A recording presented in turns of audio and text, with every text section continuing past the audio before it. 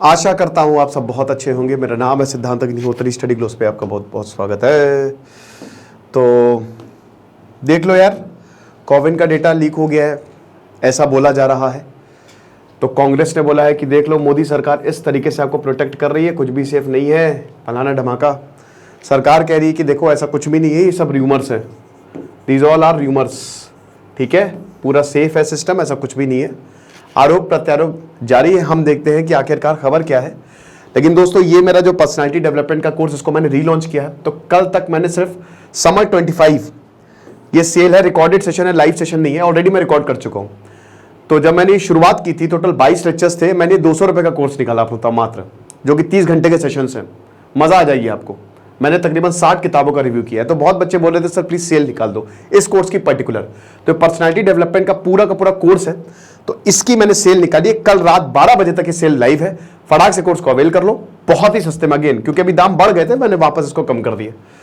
तो यहां पे IT minister of state for electronics and IT Rajeev Chandrasekhar ने क्या बोला है, सीईआरटी, कोई भी प्रॉब्लम हो सीईआरटी को आप कनेक्ट करेंगे, और ये भारत की कंप्यूटर इमरजेंसी रिस्पांस टीम है। कुछ भी हैक हुआ, एथिकल हैकिंग का कोर्स कर लो, अच्छी जॉब मिल जाएगी कसम से, क्योंकि हैकर्स कम है हमारे पास, एथिकल हैकर्स।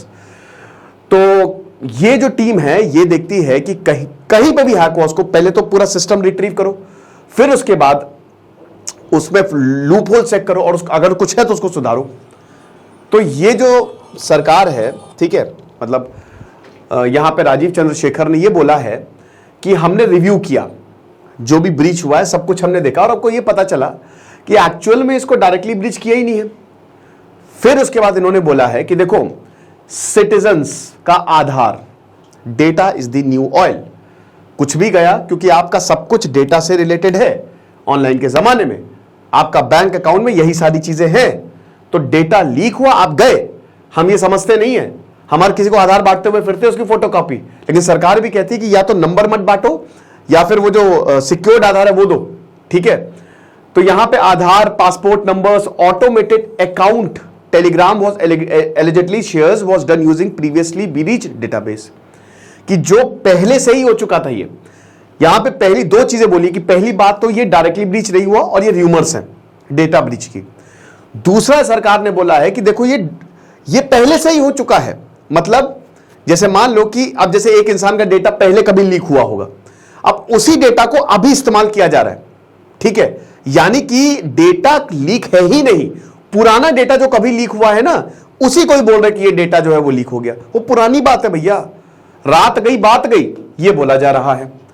तो ये सरकार ने पूरी अपनी तरफ से ये सफाई दी है कि ऐसा कुछ भी नहीं है, और प्रॉपर सिक्योरिटी मेजर्स जो हैं वो लिए जा रहे हैं। हमारे पास प्रॉपर फायरवॉल है, एंटी डीडोएस है, एसएसएल टीएलएस है, रेगुलर वल्नरेबिलिटी असेसमेंट है।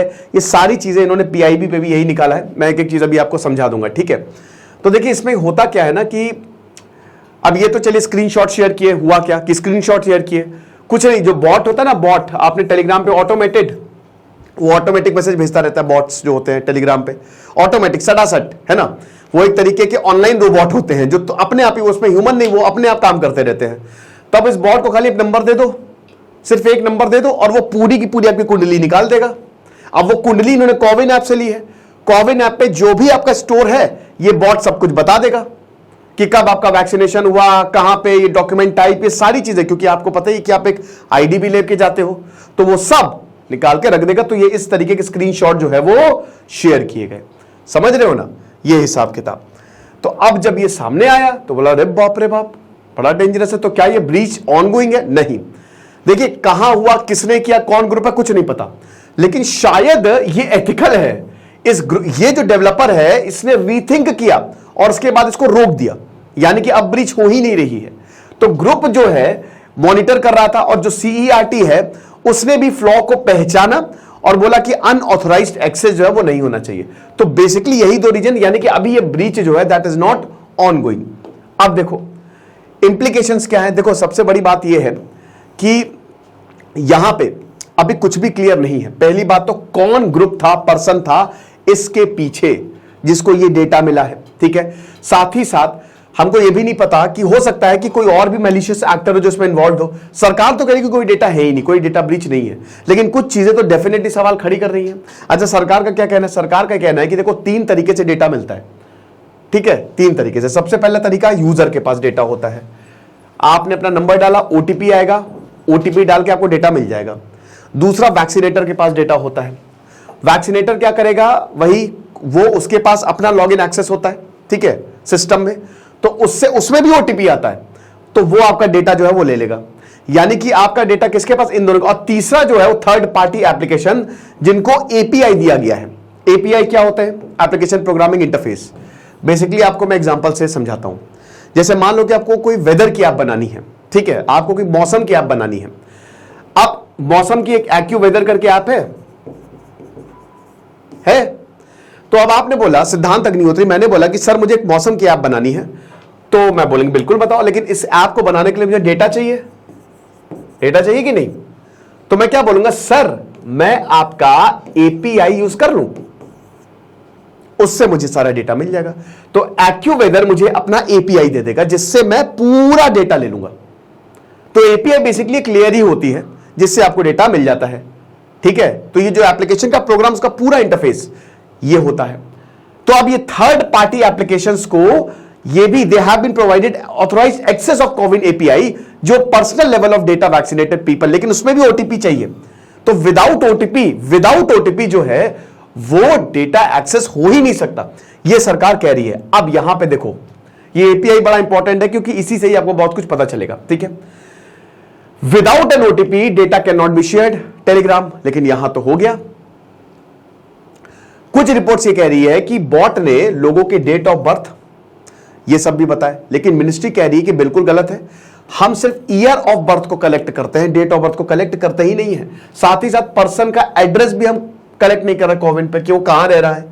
तो ये जो दिखा रहा है वो सही नहीं है। तो ये सब बताया है कि भाई फायरवॉल, आपको पता है ना कि सबसे इंपॉर्टेंट, सबसे तगड़ी सिक्योरिटी होती है फायरवॉल। फिर उसके बाद एंटी डीडोएस ऑपरेटिंग सिस्टम होता है, ये डॉस जिसको बोलते हैं, ठीक है ना। फिर उसके बाद टीएलएस, ये सब लेयर्स होती है बेसिकली, ठीक है। एसएसएल, वल्नरेबिलिटी, लेयर्स पे लेयर्स लगाई जाती है ताकि आपका डेटा जो है वो सिक्योर किया जा सके।